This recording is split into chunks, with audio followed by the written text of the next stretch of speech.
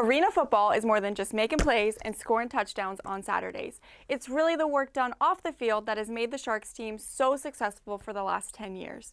Lacrosse is a fast-paced sport with 10 members on 2 teams competing to score goals with a stick and a ball.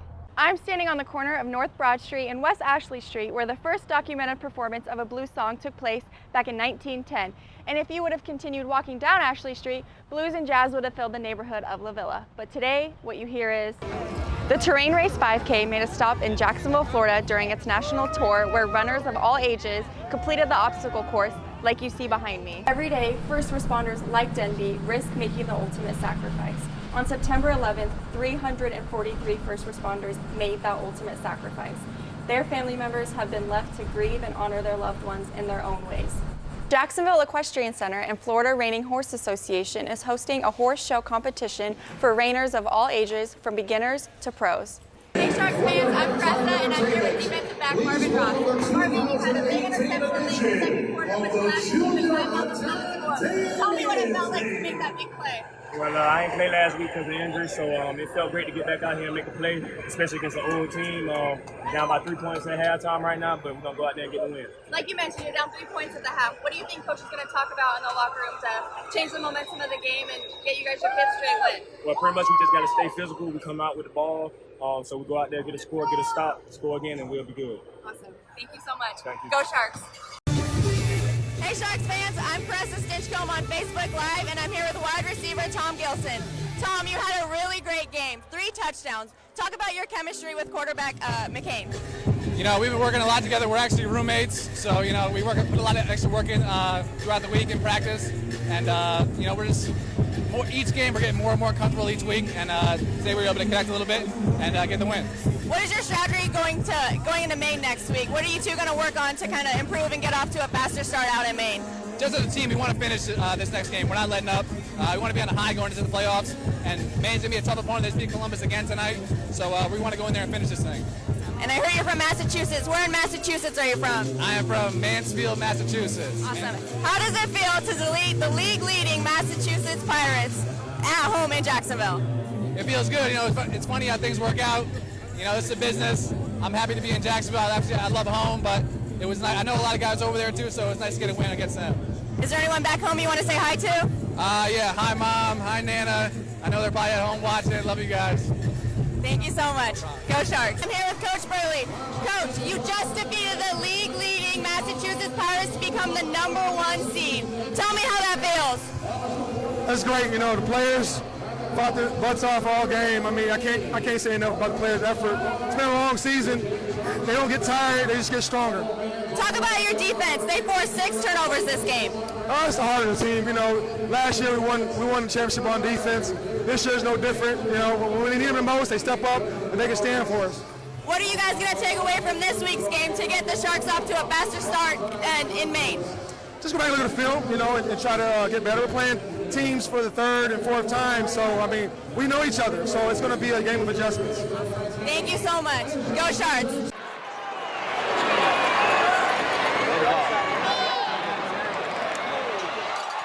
Over the last decade, the city's arena team has changed the way locals think about professional football. The Jacksonville Sharks were established in 2009 and has made the playoffs in each of its seasons except 2014. During that time, the team has won 2 championships in 2011 and 2017. Sharks Vice President Tim Johnson is responsible for getting corporate sponsors and taking care of the players' housing, food, hotels, and setting up training camp, among other tasks. We're not the Jaguars, but we can say that we've won 2 championships and that we do pack the house. Former TCU wide receiver Jawan Story has signed with the Sharks this offseason after taking a 3-year break from playing football. It's a great opportunity to play for a team, and you know you have stability and the team isn't going to be gone after like a year or 2.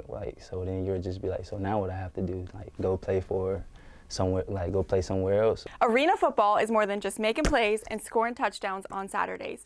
It's really the work done off the field that has made the Sharks team so successful for the last 10 years. The Sharks left the Arena Football League in 2016 to join the National Arena League in an effort to take better care of its players, although they would be ultimately receiving less money to do so. The AFL does pay more, and not a whole lot more, but There's a lot of pluses they give to the players. I mean, like your housing, your food, your medical, your travel. We take care of the players 100%. Third-year defensive lineman Damian Jacobs feels that arena football allows players to have more personal interactions with their fans than other sports because of how close they are to the field. That's what makes arena football great, is that the fans are able to get as closest to us as they can, and that's what makes it unique. Jacobs says he is happy playing football, but knows that it's a dangerous game and that every player is one injury away from ending their career. The linemen are crazy because we hit 300-pounders every play, so it's like it comes with the territory. Although there is risk in playing such a physical game, Jacobs is happy to make his mark in the city. The Sharks have had a lot of history going before I got here, and they will continue after I'm done. But just to be a little tidbit in that ride, just a little part of that ride, it's a good thing. Karassa Stinchcomb, inside Jacksonville.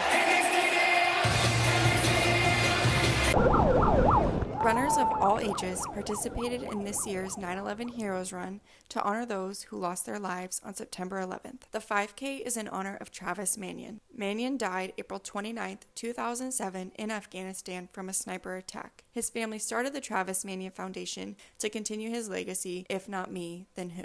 Jordan Denby is a 23-year-old firefighter from Jacksonville. He was 19 years old when he ran in his first Heroes Run 5K. His adopted father is a firefighter, and after running in the 5K, Denby knew what he wanted to do with his life. I went out to the run and saw all the firefighters there with their gear on and the big giant American flag, and it was pretty much over for me then, and I signed up for EMT school that very next day. This year, Denby decided to run the race in his bunker pants and with a full air tank. The pants and air tank added 30 pounds to his weight. Although Denby was only 6 when 9/11 happened, he knew he wanted to be a first responder when he grew up.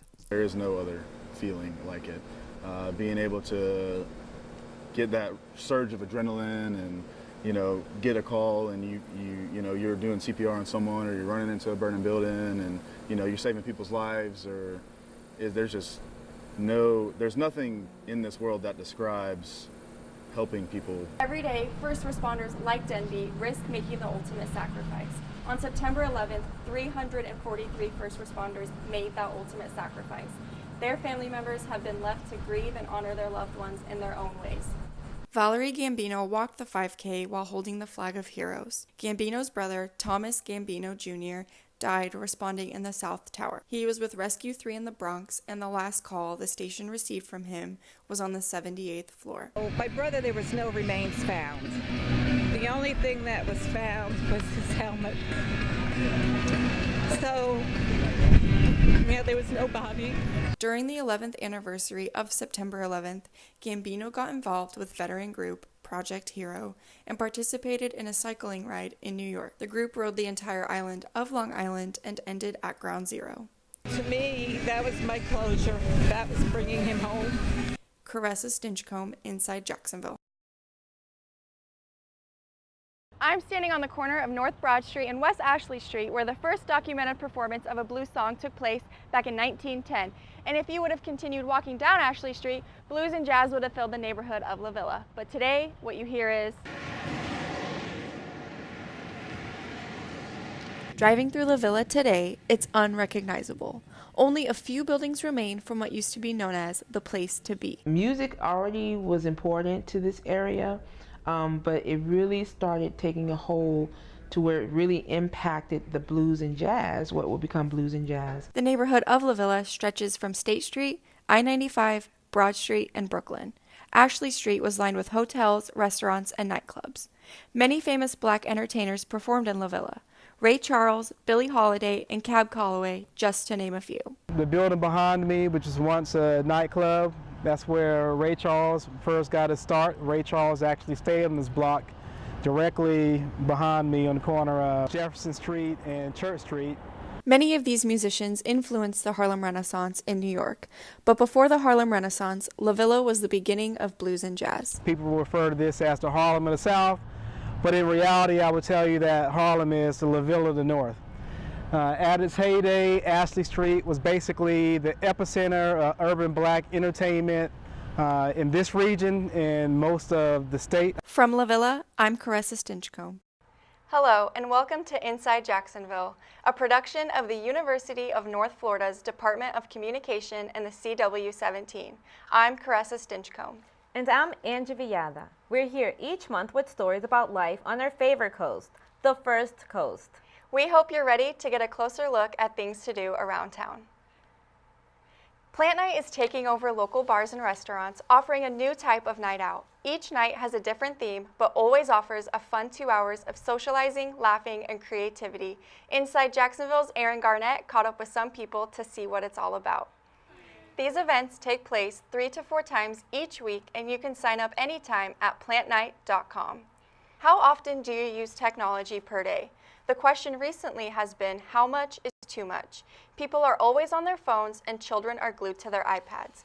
Recently, some schools have taken this issue and made it work to their advantage. Here's Inside Jacksonville's Zach Sampley with more on how schools today are changing how children learn. It looks like just a pencil and paper alone might become a thing of the past. Students are learning new things while having fun at the same time. If they're excited to go to school and learn, the possibilities are endless. A dream that started off with a mom and son turned into a safe haven for others who are affected by autism. Spectrum Thrift Store is changing the way we see autism. Inside Jacksonville's John and Keisha Thompson speaks with the team of Spectrum Thrift Store. You can make donations at spectrumthriftstore.org. All proceeds are donated to ESE students and employees with autism. Well, that's a wrap on this edition of Inside Jacksonville. If you missed anything from today's program, just visit our website, unftv.com, where you'll find expanded versions of our stories, photos, interviews, and other extras. Again, that's unftv.com.